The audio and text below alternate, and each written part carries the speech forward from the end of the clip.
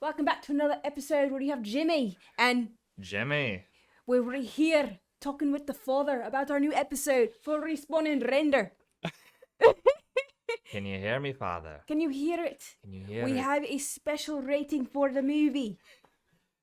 Charity. And we must give charity to you all. It's been a few weeks, guys, and we're right back. Welcome back, guys. And as you can tell from the Ooh, fit. You like the fit? You like the drip? You like the drip? The tiara. Got the tiara on. Oh, Ooh, yeah. Got a little bit of bling. And Got a little bit of bling. our poster. Honestly, I'm not going to lie. I didn't know they did posters at movie theaters anymore. So that was a pretty cool When we touch. were in high school, we tried asking these movie theaters like AMC, our local ones, for posters, and they told us no, or they get auctioned. Good catch on not saying our location. Yeah. I was Better.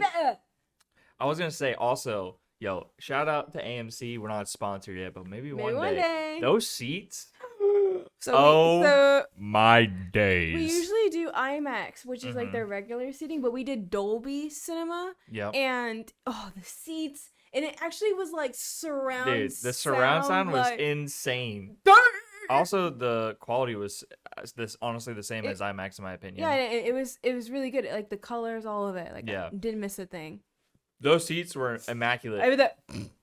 I will say though, I'm not really sure what the right word is, but I love sound quality. But when they first started the movie and it was just a bunch of the kids just like talking in the background and they got super loud, that scared me. I'm not gonna lie, I got a little creeped out from it. It reminded me of your video you did with the Fashion Off video. Yeah, the Fashion Off video where you just laughed. It was like that, but it went from like 0 volume to like 1000x. Was it not loud? Yeah. I mean, I always wear sensory proof headphones when I go to the theater because I do have like sound sensitivity. But even with I just mess with you all the time. But like man, he the first one to be like, yo, you got your headphones. Yo, did you bring your headphones? Anyway, but even with it, like I could still hear the sound quality, and I would feel even the booming. Like it felt like Jurassic Park up in there, like with the boom boom. Oh, it was loud. Yes, it was really good. You already know the drill. We're just gonna go straight into the rating. Ready? Drum roll, please. Ooh. 8.5. Oh, okay. I honestly was gonna give it 8, but after a couple of weeks of thinking about it, I'm not gonna lie. That movie was top tier. It was. I'll just jump straight into it. My weave real quick. Literally, did I not say? Okay, so the first 28 years later, I said by the end of it, I wouldn't say let down, but there was a lot more to interpret. And not just interpret, but like I know there was a lot more that we could get from it. The intro of 28 years later was phenomenal. The cinematics were so beautiful, especially with Spike and his dad running across the water, Samson running after them, the stars in the water and stuff. Oh yeah. Remember all the deer like causing the house to collapse? Yeah. Like that was a phenomenal start. And then as time went on, like just some things just were weird. You feel like they played it safe? I wouldn't say safe. I think it was very experimental because remember they were using phones to record. Remember the shots where it would it would change angles and stuff. They were using cell like phones. It was all right. Like I enjoyed it. And then by the end of it, once we know now is the Jimmies were involved at the time. We were like, they're adding Power Rangers to this show. But like it was interesting because the entire movie, from the start to the finish, they had like little like Jimmy stuff around. Yeah. Like they had like Jimmy was here and stuff like that everywhere. Yeah, it was definitely like Easter eggs leading up. Yeah, foreshadowing the future. And when we left the theater for the first movie, I not say a year ago, I was like, if the second movie isn't good, the rest of the series is bad. Yeah. And I can say, without a doubt, this movie was even better than the first one. Really good. Can you hear me, Father? So good, dude. The aura with the jimmies and the fingers were phenomenal. His name, Jack O'Connell. He can play a villain. Oh, he is insane. His work. So they're re-releasing Sinners into theaters, and great movie. I haven't seen it already. So he's good at playing villains. I'm not gonna lie, and I told you about this. I was watching a couple interviews with them. He is the most normal dude ever. He's like, yeah, I just I get up, I go to my local pub. Yeah, I love just normal. Like I don't want to say normal, but like I just love when actors are just like normal Joe Schmoes. Like he's so goofy with the little turtleneck, just laughing in the interviews and stuff. It's like, yeah, just saying, it's just pretty cool. Yeah, I feel like as someone who like didn't really, I didn't start getting into the 28 like weeks later days franchise until literally we started dating into like now marriage, and and even then like the first movie you showed me with Cillian Murphy, I didn't really understand like how like different like it set the tone for zombie movies for a very long time. Like the whole precedence changed, like literally him being like, hello, dude, in the church. That scene will always go down as the most haunting. That's literally the most haunting scene. No, imagine you wake up, bro. You're just like hello, and then I'm cooked. Yeah, hell no. I'm done. Anyway, we jump into the movie straight away, and Spike is basically having an initiation with the Jimmies, and they kind of just explain like they're like, hey, to become a Jimmy, you either kill one of us or we kill you. Yeah, simple as that. It's killing. I think because of the arrogance of one of the fingers, he kind of just sees Spike as like this little like weakling. But unfortunately, or fortunately, Spike survives the initiation on accident. On accident, like he's being taunted, he's being kicked, he's being like he literally lets his knife down, and he's like literally they're taunting like, hey, pick your knife up, and then like they kick him, but he grabs it last second, like literally spins on him and hits a vital artery, which in his leg. One thing about the Jimmies is kind of like a running theme. Jimmy really does believe that he's like the son of like the devil. He really thinks he's the right hand man. He thinks he's the right hand man. Yeah. And everyone around him is his fingers. He swears that he's talking to him in his ear. I find it funny that through this movie, like he is so like he wants his Jimmies around him to believe his crap, even though he doesn't also believe his crap. Which we will definitely get into. But I like that scene the most because, mind you, beforehand they were like, "Oh, we're the fingers, and then as this dude's dying on the ground, he's like, "Help me, Jesus, help me, God." He's like, "What are you calling on him for?" And Jimmy's like, "The fuck did you just say to me?" He's like, "Why are you calling on him now?" But it just shows that, like, even in the beginning, it's like kind of foreshadowing to the very end of the movie, which we'll get into. That it shows you that they're actually all full of crap. Like they're all just playing this role. Yeah, but you gotta think, this kid, right, grew up in a world where, I mean, you got to think in the apocalypse, people are going to make up their own stories. Like they're going to have factions that have like new gods or like some new something. And Jimmy's happen to be people that are the Antichrist, I guess. They believe that the infected or the rage virus was the releasing of demons in the world. Which honestly doesn't make sense, because if that's the case, then wouldn't they be working with him if he was? That's what I'm saying. Like, why would you be killing them? Like, that's what I'm saying. Their logic, it doesn't make sense. But it's like there's like loopholes that they put themselves in. It doesn't. Because I will say this. What I also like is Jimmy's the only one that actually has a tracksuit, and then the rest are literally wearing what we're wearing. They have duct tape, and literally by the end of the movie, the duct tape is literally falling off their jackets, which could be symbolism of the group kind of breaking apart, but we'll get into it. This movie, although you think their wigs are actual people? What do you mean? Because like when they do charity, then they skin people. Do you think that their wigs or people's hair? Oh no, it's wigs. Oh okay. Which we'll get in there in a second. You never know. I've seen some movies.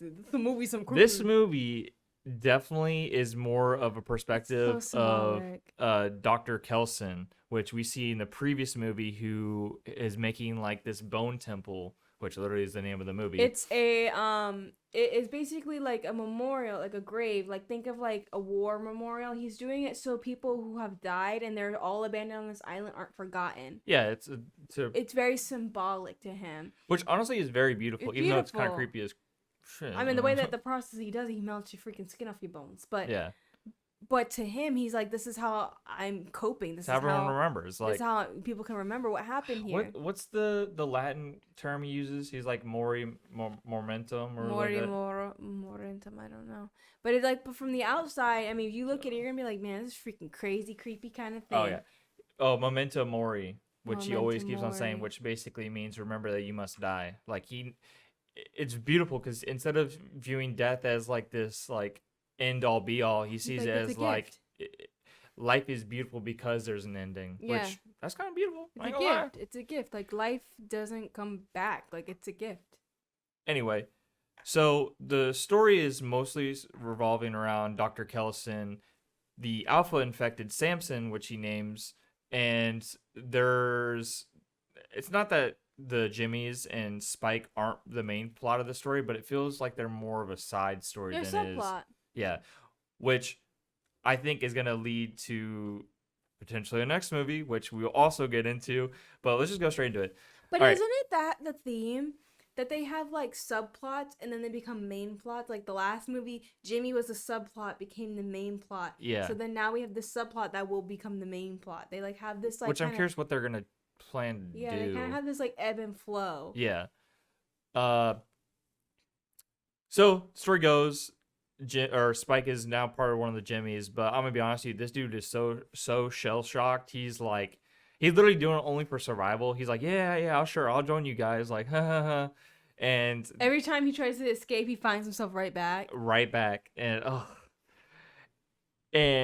I will say, if you're expecting this movie to be a lot of infected, it's really not much this time. It's more like people human interaction and stuff. Walking Dead season 7 through 9, like honestly, it's yeah. People. Like there are infected, but it's more like there somewhere, it's not really the main plot. Season 5 Stranger Things, we do see an infected turn a human though, which is kind of cool to see again. How fast it was. Like he immediately turned, which I love the rage virus and how that works. Like it just takes one little drop of blood, or did he get scratched or bit? I can't remember. I just saw him literally snap it was his such head a back. fast that's how interaction. It is. Honestly, in that scene we had to discuss it because in this scene it is him, apparently someone, I'm assuming they're like group, like how people group together in the apocalypse, a pregnant woman, and then her fiance, her scaredy cat fiance, which he's not a scaredy cat.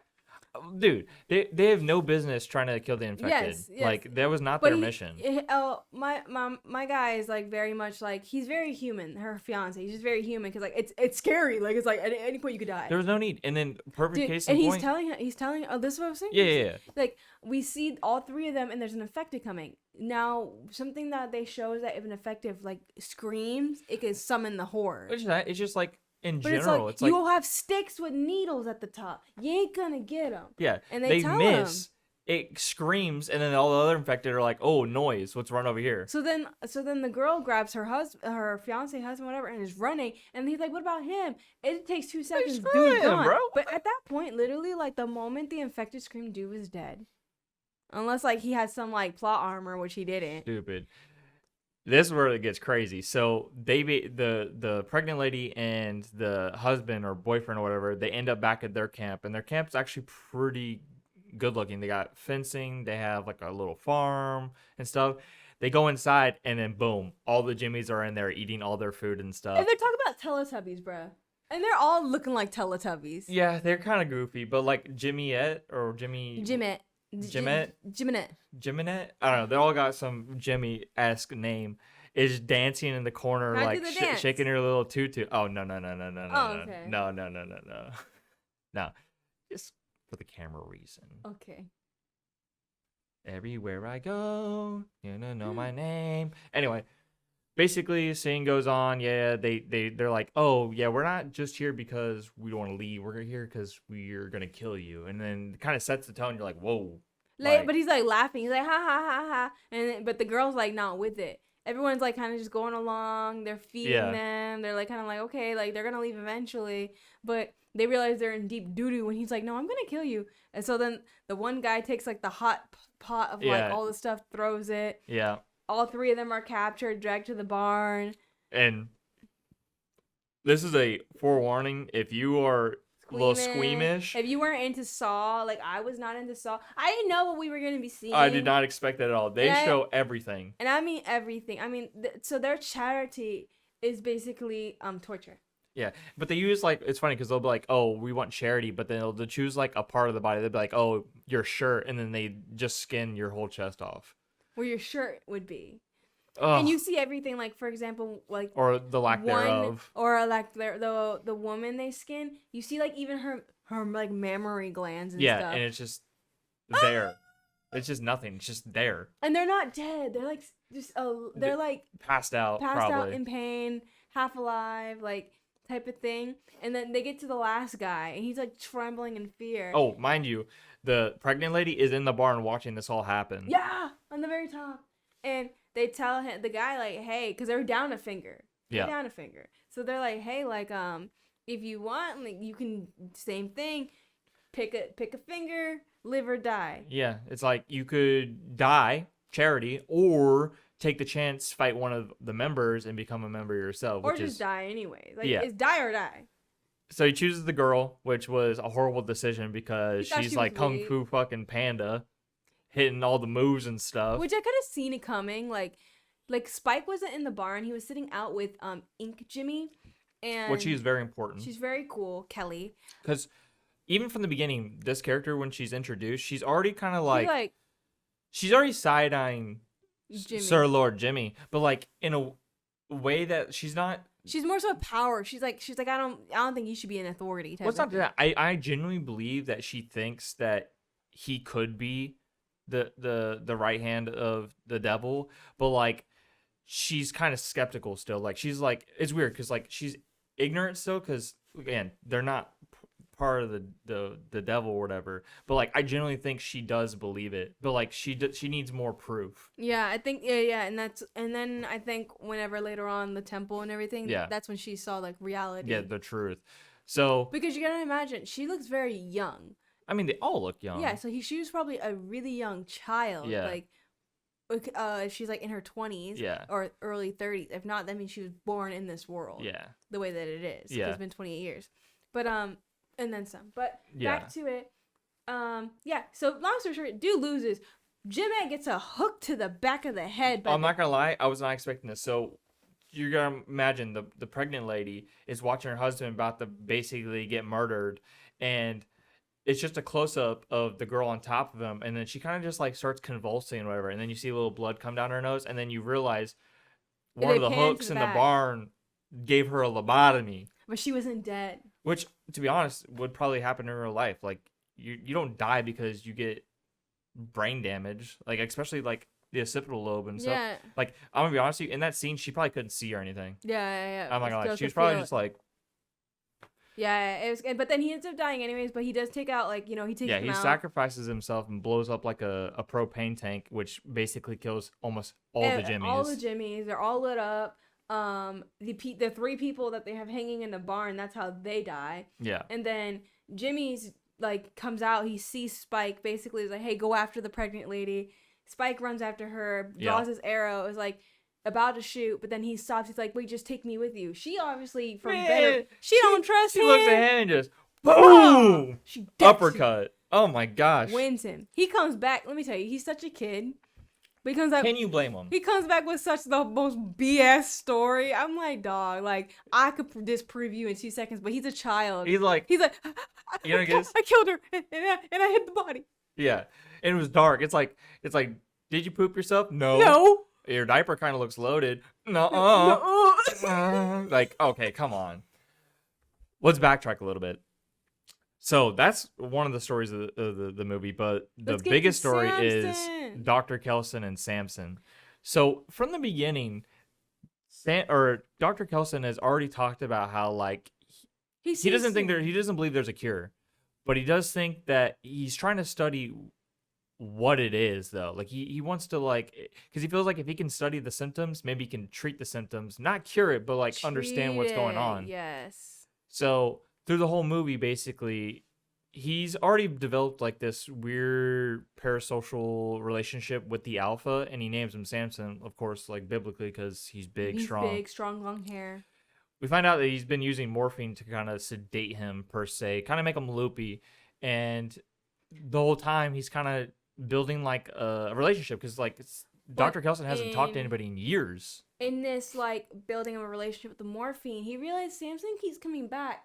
But Samson doesn't like attack him. Like yes, he comes up like in rage because he has the rage, but he's like, but he keeps coming back. Somewhere deep down, it's like, why do you keep coming back? He's like, I feel some peace here. Yeah. And even at one point, this is the craziest thing. He has Samson sedated, and he decides, you know what? Let me sedate myself next to you. Like, let me trust you. He wakes up, his head's still on his shoulders because Samson's ripping people's heads off. Which is crazy because I really thought he was gonna die. Yeah. Like I thought he made a mistake because So after a while, this is probably like the wait, because they showed us a little bit, because in the very beginning we see Samson. We get a little clip of Samson when there's like a man that we saw. He got away. He's running, and then he comes across Samson. Samson sees him, but we see a man who's afraid. Samson sees a monster, like an evil little monster, which kind of coincides of like why they're enraged. They're like because Dr. Kelson talks about like psychosis. Well, that's like way down the line. He starts talking like he wants to know how could this virus, right, this disease, whatever, how could an infected kill a human, let alone a baby? Like, there's got like, what is the factor of them being able to just do that without any like thought or process, whatever? So we do see a scene where Samson kills a human. He's eating the brains and stuff. His other infected in the group are like chewing on the body and stuff like that. And then over the course of the movie, as Samson keeps on getting sedated with morphine, just little things are kind of changing. Like, and Dr. Kelson talks about how like maybe they're in a cloud. Like maybe like their mind is just in a fog and they just can't break out of it. One of the scenes that got me was Samson goes to a berry bush and eats a berry, right? Which I don't know if the infected even eat fruit or whatever. But the thing that got me was he wipes his fingers off his clothes. I saw that. He wiped it off like as it like that's so human. Yeah, because like an infected wouldn't think about like stickiness or dirt or just like anything. So at first I was like, whoa. Also, like what are they about to show now? Also notably, like Samson, once he has the loincloth put on him, he doesn't take it off anymore. He leaves it on. True. Because like the infected over time, they don't care about clothes. Did he give him that? Yeah, he gave him the loincloth. Like after the first like morphine like dose. And then here comes the somewhat sad part, right? So after a while, he has Samson at the Bone Temple like late at night, and he talks to him. He lets him know like, hey, listen, I've been around this island. He searched everywhere. And for 30 years. Like literally 30 years. He's like, listen, I'm going to run out of morphine. And that's literally the thing I've been using to sedate you. He's like, I find it weird, and which also makes sense because he's also crazy himself, Dr. Kelson. He like has like this patient doctor scenario where he's like, listen, I wish you could give me permission to like basically let you go in peace. And as he's about to sedate him with like something that's going to kill him, he looks up in the sky. He says, moon. He goes, moon. And Dr. Kelson's like, say it again. Samson, what? He's like, moon. And literally, me and you were like, what? Because for 30 years, mind you, this place is closed off. The government won't let people in or out. Yeah. People think that they're done. She's eating something on the floor. It's our cat. They just think that they're done. Like, but like, it's so multifaceted because if you can treat them, you know how many infected were murdered and there's still people. So, okay, I want to clarify something before we continue. So, you've never seen the second movie. So, I'm going to give you some context. So, in the second movie, it's not with Jim and whatever. It's like another family, right? Wait, you told me where like the wife was in the doorway, like whatever you see them get tackled. So, the wife is infected, but she's not turned. She has the virus in her. So we know in the series that people can get the virus but not be turned. However, and again, this is what I love about this movie is Dr. Kelson realizes there's no cure for this, but maybe we can treat the symptoms. And in the second movie, for instance, in the movie, when the wife is discovered again, they realize that she's infected. The husband finds her trapped on a chair, like because they're being tested and stuff. He kisses her, but the saliva turns him. And he eats her. Yeah, literally. So time goes on, and Dr. Kelson's freaking out because he's like, oh my gosh, like this is insane. Like we're making progress. This is crazy. So then going back to with Spike and stuff, Jimmy's about to kill Spike because he failed to kill the girl. But previously that day, the one Jimmy... Jimmyette, whatever, saw Dr. Kelson, was like, Ink Jimmy. Yeah. She's like, that's Saint Nick. Like, he looks crazy. Yeah, it's him. He's turning my bones. His skin's orange. He's covered in iodine. Which, honestly, if you saw that, I'd be like, what the hell? So to save Spike's back, she kind of plays around along and goes, hey, instead of sacrificing Spike right now, how about we go talk to your father and ask what we should do? And Jimmy's like, what are you talking about? And this is where kind of like the things start breaking in the story, because you're picking apart of Jimmy's like psychosis and persona. So he's like, what are you talking about? My father. Only I can talk to my father and hear my father. And she's like, oh, well, I saw this person and he looks like this and this. He has a bone temple. And everyone else in the group starts playing along like, oh my gosh, that does sound like Saint Nick. Then they pan to this scene where they're sitting in the grass and he just has the binocular. Also, why do they do only just one eye? I don't get that part. I don't know why they just focus the one eye. Yeah. And he has a binocular.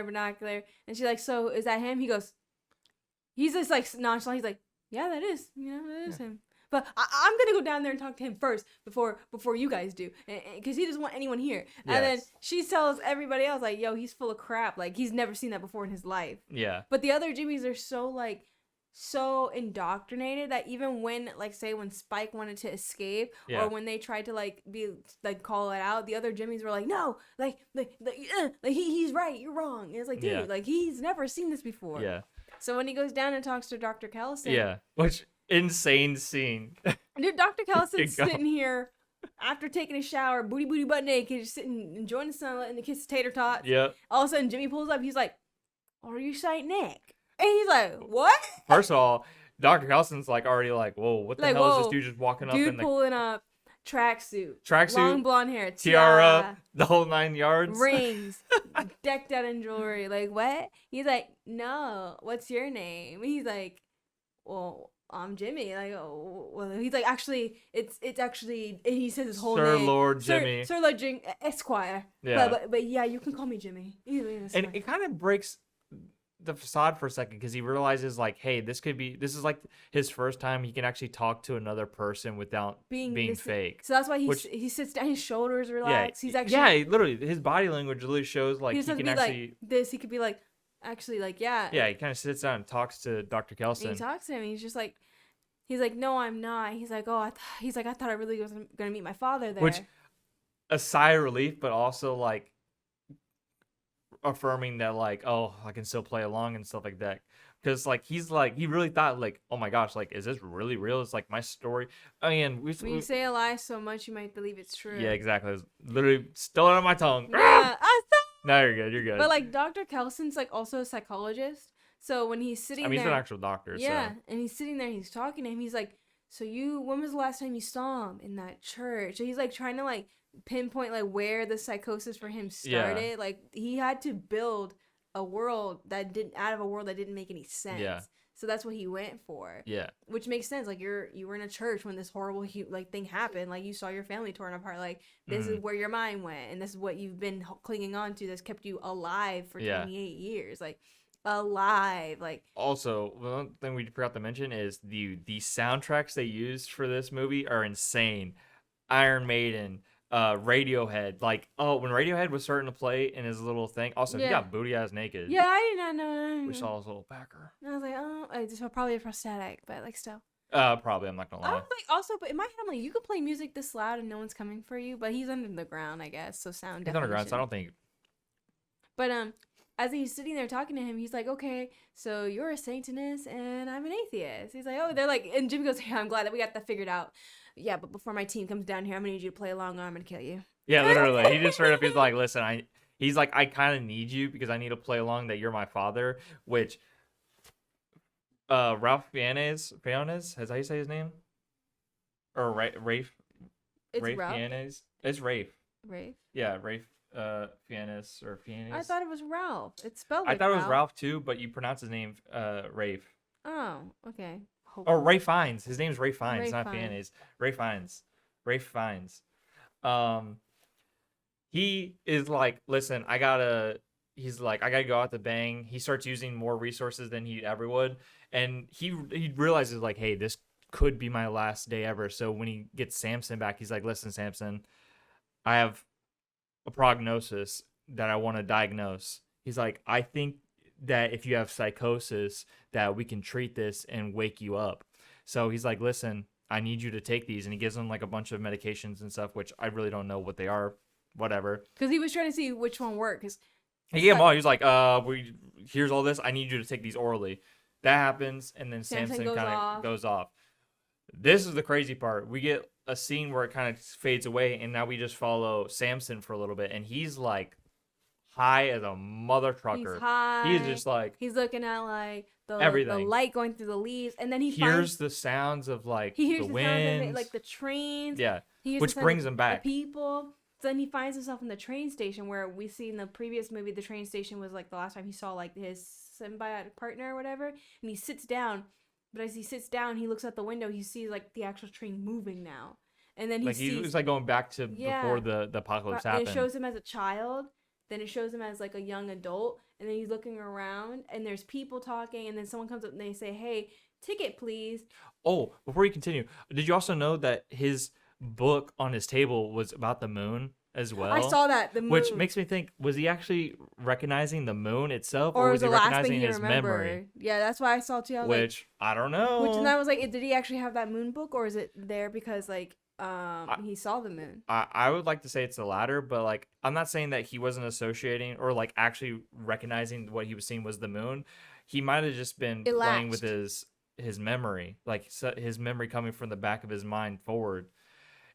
So the lady, he said that's where he finds peace. He finds peace. Yeah, do you want to explain this scene, or go? Because this scene, dude, both of us were like, "What? Did it not creep you out?" Yeah, because I was like, no, but like I didn't like that when they were like la la, and then they're like, yeah.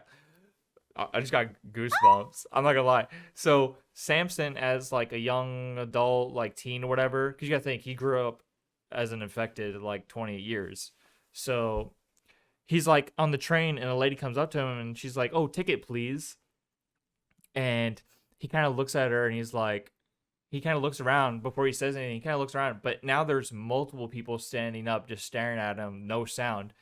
And it cuts back to him as an infected. He's like, "Oh, I don't have a ticket," and all the infected just look at him and go, "Ah!" Because they don't recognize him as an infected anymore, or they're alpha. Which I want to know how, like, what made them start to realize, like, oh, he's not like infected. He's still infected, but like his brain's back now. But I guess the same thing could be said about like, well, yeah, because like, do they sense it based on like, I don't know, what's inside of you? Like they can see that they can sense or smell the virus. Yeah. Or is it based on like they know you're there? Yeah, but that scene goes crazy because he's getting attacked all sides. He's getting his neck bit out. There's one kid's jumping on him so he's human-ish now and fighting the infected. So he's like ripping them apart, but he's also still like conscious now. He's like, whoa. He's like, what's going on here? But like he also has this like crazy massive strength because he's infected, like going crazy. He's like a super mutant almost. Yeah. He's going crazy, but like imagine he's probably like, what the heck? Yeah, imagine you wake back up to reality and you just see an infected this close to your face. He's like, I gotta do what I gotta do. But then they pan away from there, and we get this amazing scene with Dr. Kelson at night because he tells Jimmy, go back to your followers, come back at night, like I'll have a performance for you.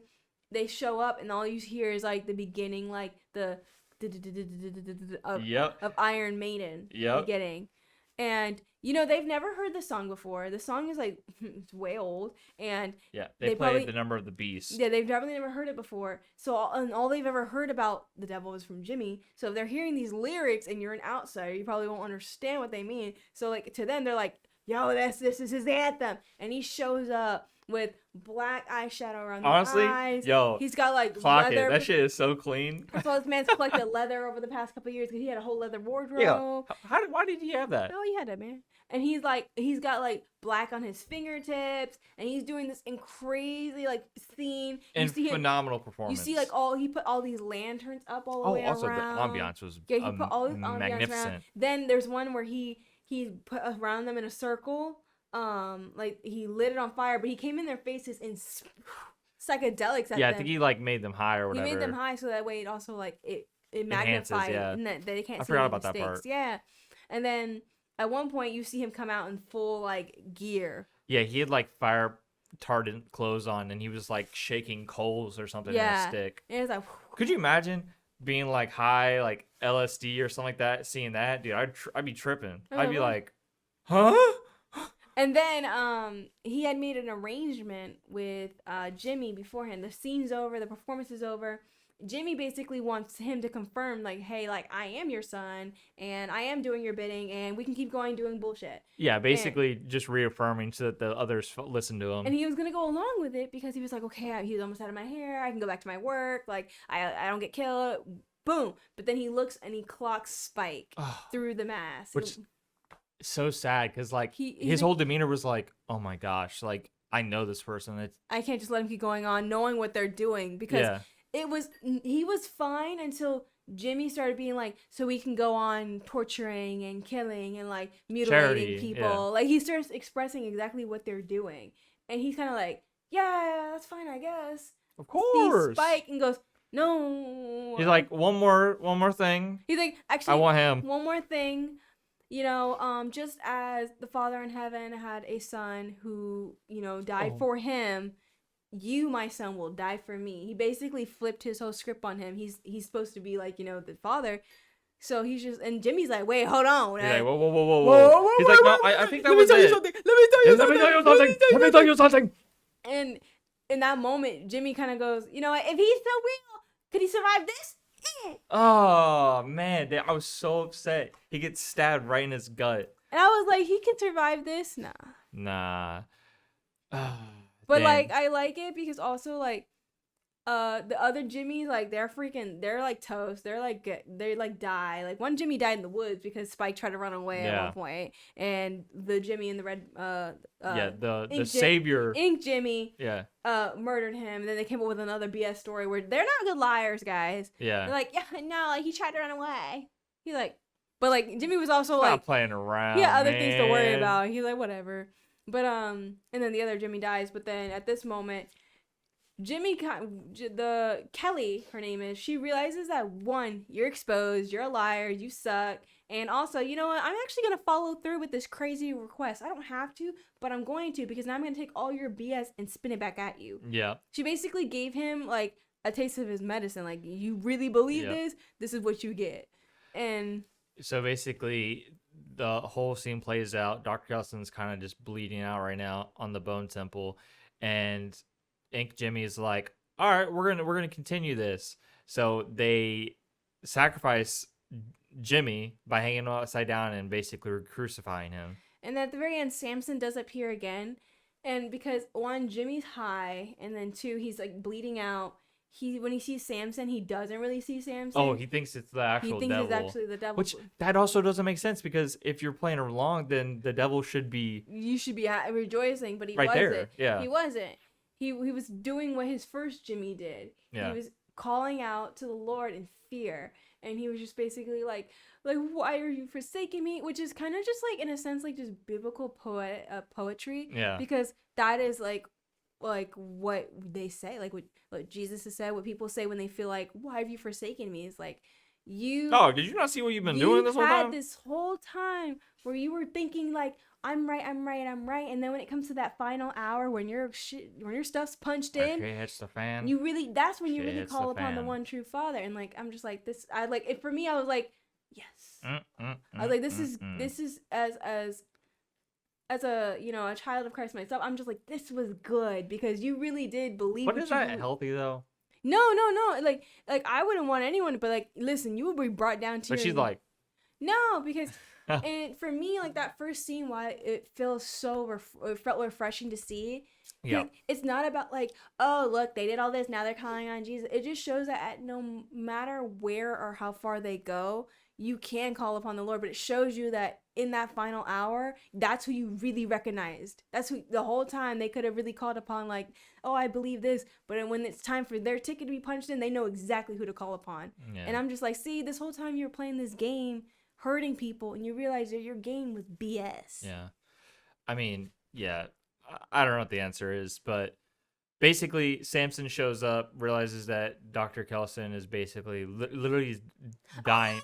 And Samson says, thank you. But you know, it really does show also in that scene that he does retain and understand that Dr. Kelson has been helping him. He does retain those memories as an infected, that he was spending time with Dr. Kelson, because he also picked him up in an endearing way just to go. I don't know if he took him to go rest or to try to help him or something. I think honestly he picked him up so that the other infected wouldn't get him. Yeah. And we kind of get a jump scare because Jimmy's upside down, and then you just see an infected getting to his face, which we can presume he gets mauled. Which also death. Like, oh goodness, that's good. I mean, he's done worse to other people. It's just horrifying. It's not an easy way now, to go.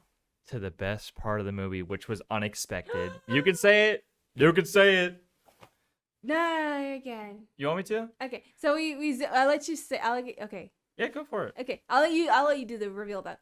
So we zoom in next to this farmhouse where we see a beautiful mixed child who is working on a test, and she's saying that, I don't know, is this going to be on the test, like about like, you know, this, that, and the third. We're talking about like World War II or something like that. Yeah. And all of a sudden you just hear like a voice coming from the kitchen being like, well, if it was on the test, then like, you know, if the teacher was instructing you, blah, blah, blah. And all of a sudden you see Jim pop out of the corner, and you're just like, oh my God, let's go. I mean, like, it reconnected back to the first movie. One, it shows that him and what's her name? Selena has a daughter. We don't see Selena. Which we don't know yet. Maybe she's okay. Maybe she's not okay. Their daughter is presumably, she's like in her like younger teens.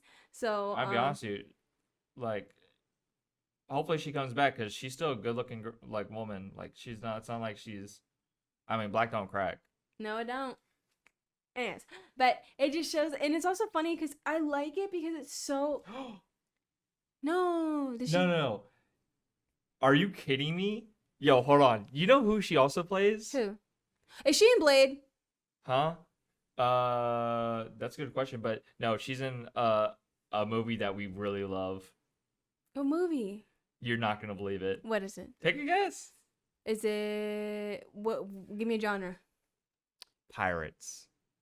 Is she Calypso? She's Calypso. There's no way, dude. She is a banger, dude. No way. Dude, I would never do that accent. If you don't want it, give it back. If you don't want it, give it back. I didn't know she was Calypso. Like holy these. Moly. Dude, there's no way. Bro, I refuse to believe that. There's no way. Hold on. Where is it? What year did it come out? Yeah, she plays Calypso. No shot. Anyway, basically what happens, we see a little beautiful scene where, you know, it's a little father and daughter, you know, situation. He's still teaching her history and everything. So, like, even in this apocalyptic world, there's like all these textbooks and stuff. Yeah. Then out of nowhere, we hear like something in the distance, and then we find that Spike and Kelly. That's her real name? Kelly. Yeah. Kelly are running away from the infected, and Jim's daughter's like, "Are we gonna go help them?" And he's like, "Absolutely." And then they kind of run outside, and then that's how it ends. It's like, oh, this. If they do not, I think I could be wrong. I think they've already secured a third. And we have yet to see what happens to Spike's dad when he left. I don't know if they're really gonna ever show it again, because like I feel like this is more of like a coming to story for Spike, like him just seeing the world and acknowledging for what it is. Because at the old like fishing camp that they're at, like all he knew was the walls. All he knew was the walls. So yeah, that's basically kind of the movie. Yeah, that's beautiful. I loved beautiful. it. I thought, and you know, what's so funny is this movie was directed by a different person than the first one. The first one. So let me look it up. I think his name's let me see. 28 years later. So 20 years later was directed by Danny Boyle or whatever his name is. But on the next movie, he was like, "Oh, I want this other girl to direct it." And it was funny. I watched an interview. He was actually upset a little bit. I wouldn't say upset, but he was like, "Oh, there's no way," because the actors and the actresses really loved this new director, and he was like, "Dang, why didn't I get that love during the movie?" Aww. And he realized that like she made the movie so much better than him, and he was like, I wouldn't say envious, but he was like respect. He showed respect. He was like, all right, like you did a really good job. Like I'm not gonna get like booty but her. Her name is Nia DaCosta. And let's see whether she's. Oh, okay. Well, accolades 50-50. She did The Marvels. She did Candyman. Haida, never seen that before. Maybe I should give that one. Oh, I don't know. We're not going to it. Let's not go into it. So yeah, that's basically the movie. Yeah. I enjoyed it. I think if you haven't seen it yet, you should definitely go see it in theaters. So I think we can it's get really the third good. movie. It's got a lot of good symbolism. It's got a lot of good like. Music soundtrack was phenomenal. Music was good. Characters are great.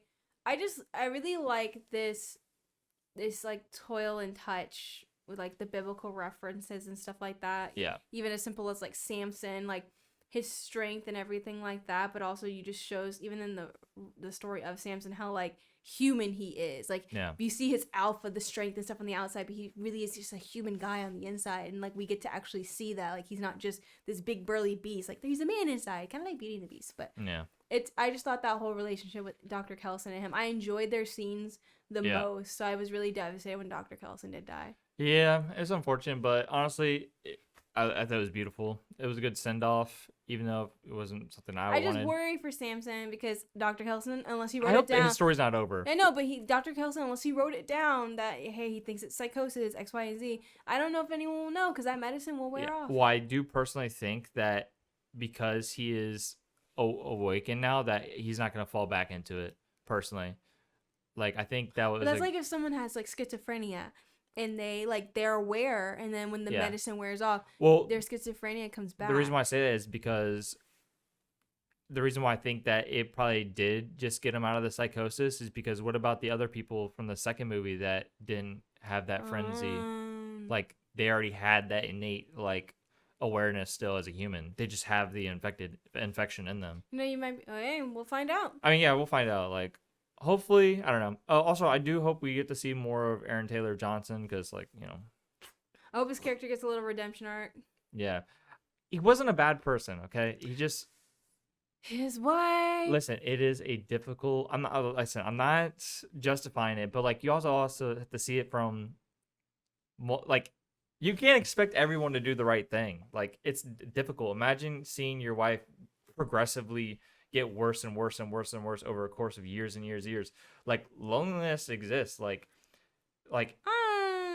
listen, it's. I'm not saying it doesn't human exist, nature. It's human nature. But I don't agree. You don't have to agree with it, but it's still true. Like, again, we don't have to delve into this, but like, I'm not justifying it, but to say that it's not understandable is like you're lying to yourself. Like, you see why he chose to do that. Does it make it right? No. Giving Resident Evil. Resident Evil? What do you mean? He's watching his wife die. Resident Evil? I mean, Silent Hill. That's... Yeah, he's also not a good person either, but he's not all bad. Like, also, don't go see the Silent Hill movie. Like, we were going to make a video about it, but... Guys. Horrible. Horrible. It didn't even make the pod for us. Anyway, all right, let's wrap this up. We've been talking about this for a while. Thank you for watching. Definitely follow our socials down below. Streaming. She posted a new video out for me as well. Anyway, bye from the Jimmy.